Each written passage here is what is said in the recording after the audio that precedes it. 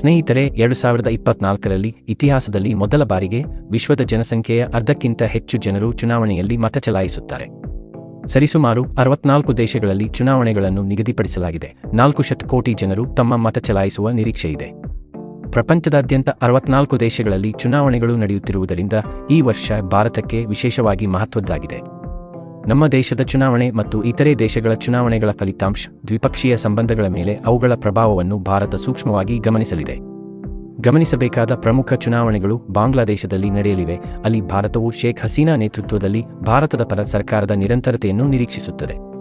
ಹೆಚ್ಚುವರಿಯಾಗಿ ಭಾರತವು ಯುನೈಟೆಡ್ ಸ್ಟೇಟ್ಸ್ನ ಚುನಾವಣೆಗಳ ಬಗ್ಗೆ ಹೆಚ್ಚು ಗಮನಹರಿಸುತ್ತದೆ, ಏಕೆಂದರೆ ಜೋ ಬಿಡೆನ್ ನಾಯಕತ್ವದ ಬದಲಾವಣೆಯು ಡೊನಾಲ್ಡ್ ಟ್ರಂಪ್ ಆಡಳಿತದ ಪ್ರಕಾರದಲ್ಲಿ ಭಾರತದ ವಿದೇಶಾಂಗ ವಿಧಾನದಲ್ಲಿ ಹೊಂದಾಣಿಕೆಗಳನ್ನು ಮಾಡಬೇಕಾಗುತ್ತದೆ. ಅಂತಿಮವಾಗಿ, ಚೀನಾದ ಪ್ರಭಾವವನ್ನು ಸಮರ್ಥವಾಗಿ ಎದುರಿಸಬಲ್ಲ ಸ್ಥಿರ ಸರ್ಕಾರಕ್ಕಾಗಿ ಭಾರತವು ಶ್ರೀಲಂಕಾದಲ್ಲಿ ಚುನಾವಣೆಗಳನ್ನು ಸೂಕ್ಷ್ಮವಾಗಿ ಗಮನಿಸುತ್ತದೆ.